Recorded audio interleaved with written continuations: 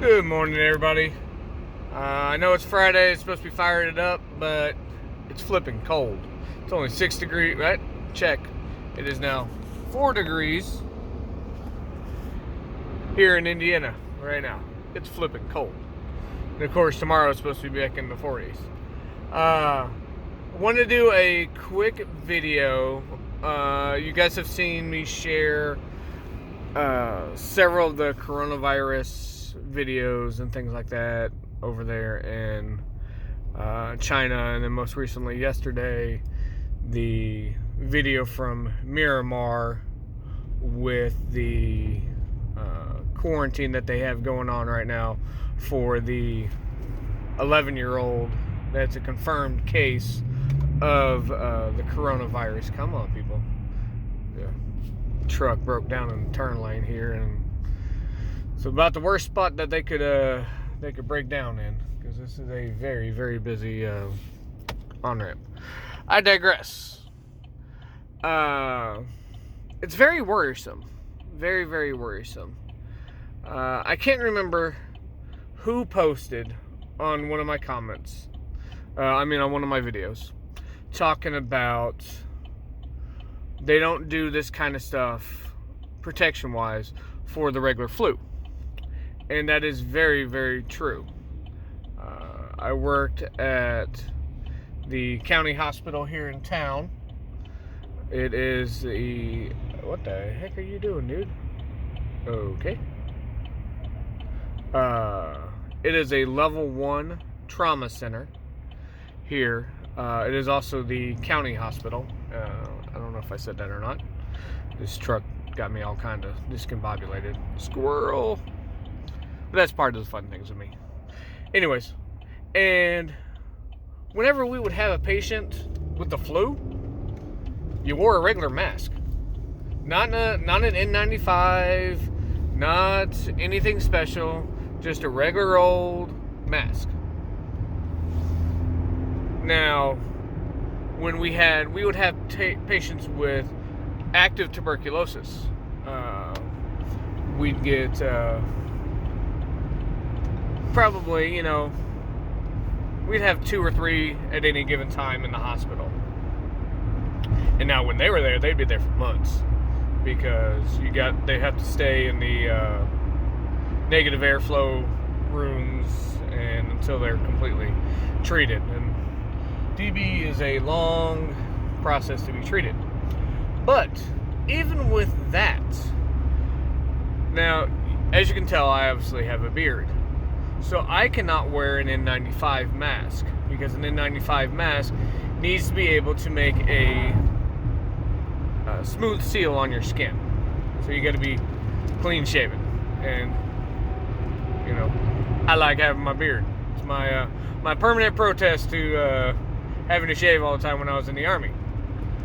But, so we would wear a system called a PAPR, positive airflow something or another.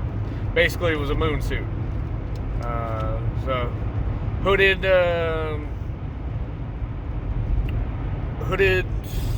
setup that had a air filter and flow thingamathingy, like my technical terms.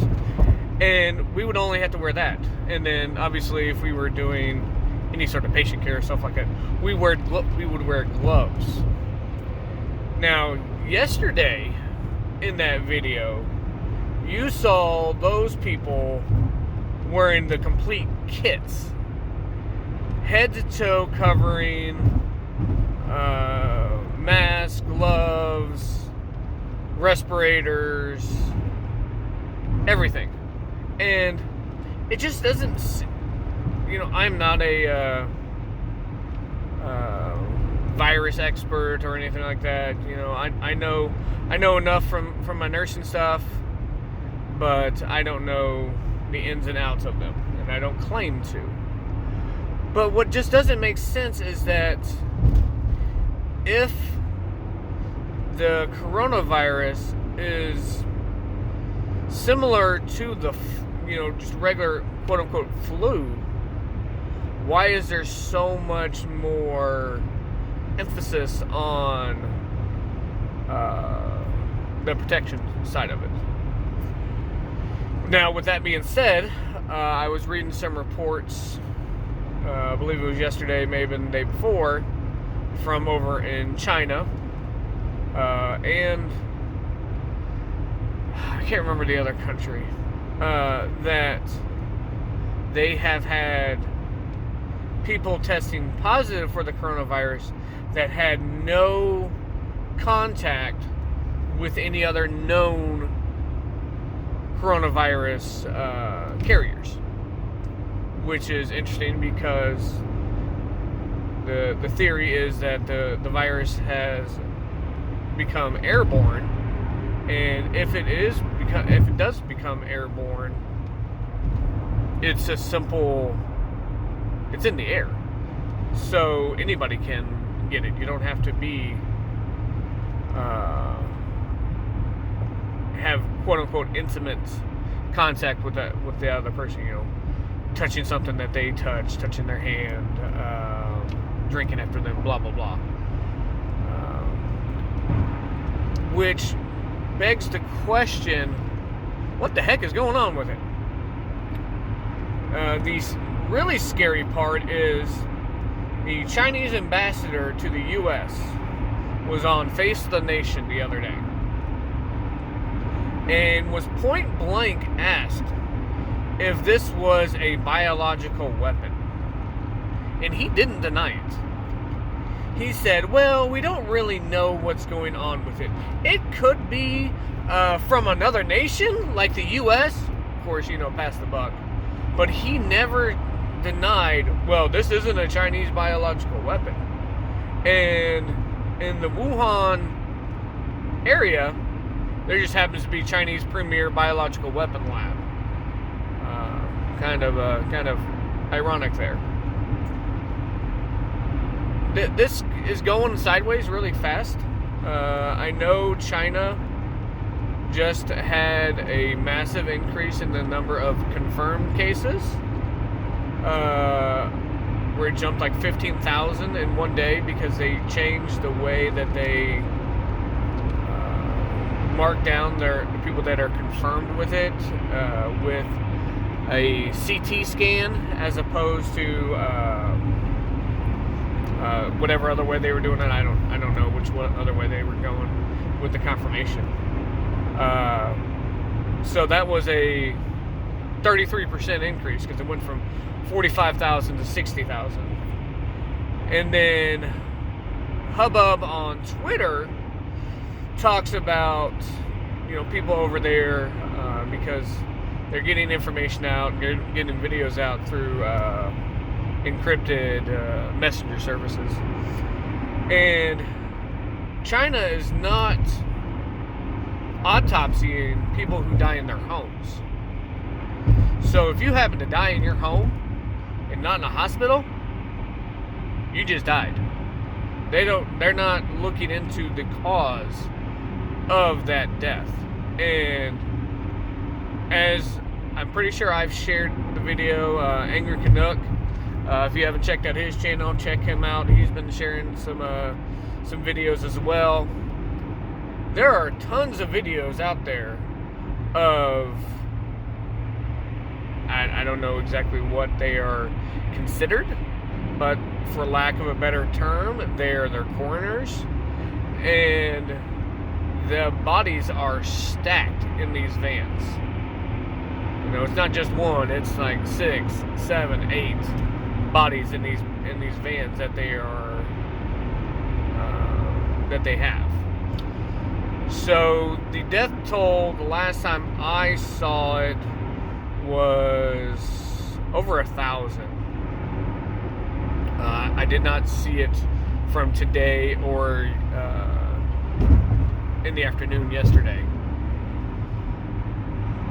But I can tell you this much, the actual death toll is probably tenfold. And the actual number of people infected is probably tenfold. Just because, as I said, they're not doing autopsies on people who die in their homes. They are immediately taking them to crematoriums. No one is getting actually buried. Everyone is getting cremated, which is shows the level of concern that they have for this, because I'm not sure on the burial practices of the Chinese, but I would think that cremation is not a quote-unquote normal method. It might be. Correct me if I'm wrong and down in the comments. But it's going a little hinky. And then you have North Korea with the unconfirmed report. Everything's always unconfirmed out of North Korea. Of a government official who was executed because they broke quarantine. And North Korea is claiming that they have no cases of the coronavirus there, even though they share a land border with China, and the biggest tourist section of North Korea is Chinese people, and vice versa. A large population of North Koreans go to China on vacation and work and whatnot. If the coronavirus was to get,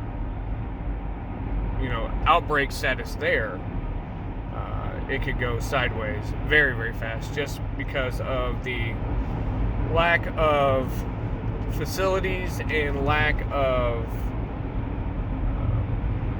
what's the word I'm looking for? Outside assistance, I guess, would be a good phrase. We'll have to keep our eyes on that. I saw a thing in the Daily Mail this morning, before I'm heading out to work here, that the U.S. military just put out that any person that has been to China since, I believe it was February 2nd, must be put into quarantine immediately, and that they are bases, facilities, whatever you want to call them, must be prepared for a pandemic. That they have to go over all of their procedures and stocks and everything like that to prepare for a pandemic from this. And if it was not something to be totally concerned with, they wouldn't do that.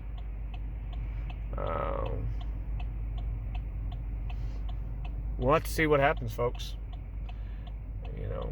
For me, as a registered nurse, biggest thing that if somebody asks me what to do to prepare for it, Jesus, people, gosh, people are impatient. They weren't honking at me; they're honking at the person next to me. Just your basic stuff, basic hand hygiene. Wash your hands. Don't touch things if you don't have to. If you're gonna cough, cover your mouth into your elbow, not your hands. We're all taught as kids, do this number, but that really doesn't do anything. You have to go into the crook of your arm to actually do something, because if you cough on your hand, you got whatever germs that are in you on your hands now, and you might not be able to immediately wash your hands. Carry hand sanitizer, but don't go overboard, because you do want to keep some of the good germs that your body has on you. You don't want to kill everything, because then you're going to cause all kinds of other problems. If Hoobles Cat, if you don't know him, check him out. He's a good old Canadian guy. He's a nurse also, and has been putting out a lot of really good content on the coronavirus. But if you watch this, Hoobles, let me know what you think in terms of the difference between tuberculosis precautions, with the airborne, and what they're doing over there and why you think the difference is. But keep your head on a swivel, everyone. If you're here in the U.S. and you live in a free state, make sure that you are carrying all the time. As Will Patriot always says, always carry. And thank you for all your support. Everybody who's watched any of my videos, thank you. My giveaway for Boneyard ends tomorrow. Bill Melton is doing a giveaway. Was supporting me. Check him out. And I'll try to leave links to everybody down in the information section. And I will talk to you guys later.